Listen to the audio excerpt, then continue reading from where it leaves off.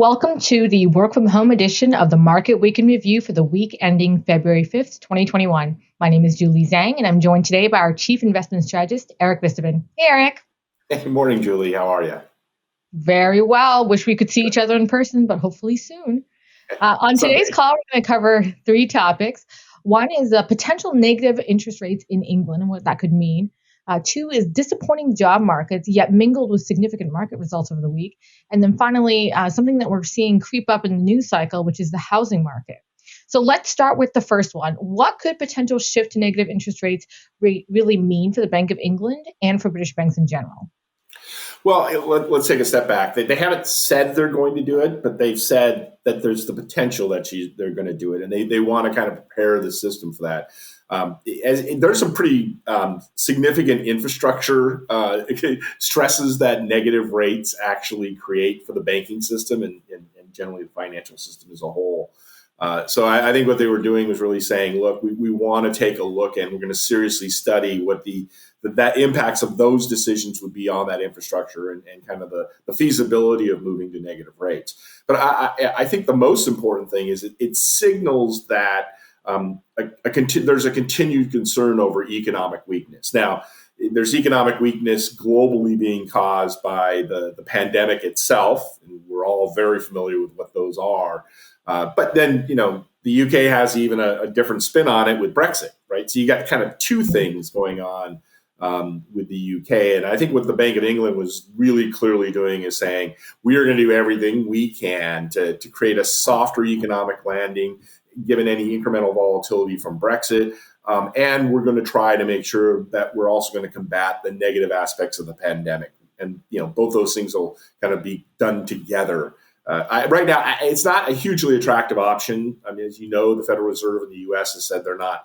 They think it's more grief than it is reward. I think the ECB would tell you that there are some definite downsides to negative rates.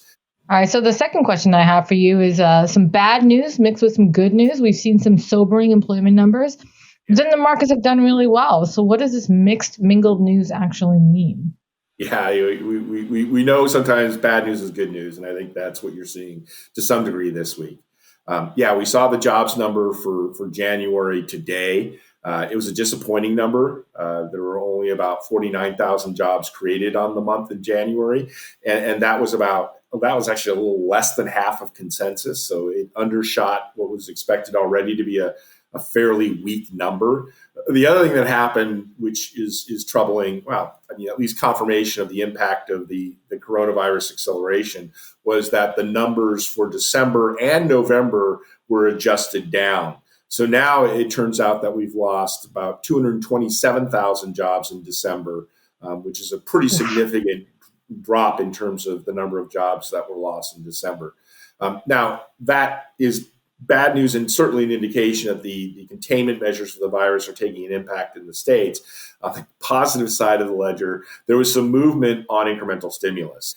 And I think what we saw this week was that the Biden administration has certainly signaled that it's willing to go it alone. It looks very clear at this point now is that the Democrats are going to pursue passing that $1.9 trillion stimulus package under reconciliation rules. They're very technical, but basically that just means they need a straight majority in the Senate, and it eliminates the filibuster. And I think the markets are liking that. The S&P is up about 4.5% this year after not a great week last week.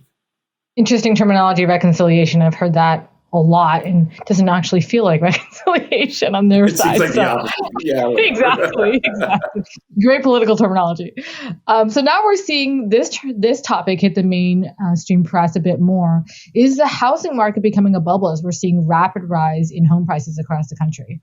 Yeah, if you look at the Case-Shiller real estate index from over the last year that they've reported, which is just shy, I think it's the end of November, but good enough. So housing prices in the U.S. are up about 10%, a little shy of 10%.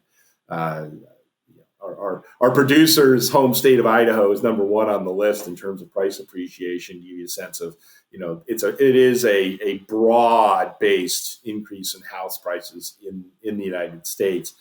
I think people are seeing that and they're saying, oh my goodness, in a period where there's been a lot of economic softness, housing prices are going up. Maybe that isn't sustainable, and that's creating a bubble, which is not a bad observation. And then immediately, all of our minds go to the last housing bubble, which was the global financial crisis, and go, "Oh my God, this is a really, really serious thing." I'm not saying it's not something that will maybe give a little ground in the future. But I think you've got to look at the dynamics of what's happening in the real estate market, single family real estate market in the United States now versus the global financial crisis. Credit standards are not slipping. These are not low doc loans. These people actually have jobs and they can actually service the debt. In fact, overall consumer debt service isn't rising.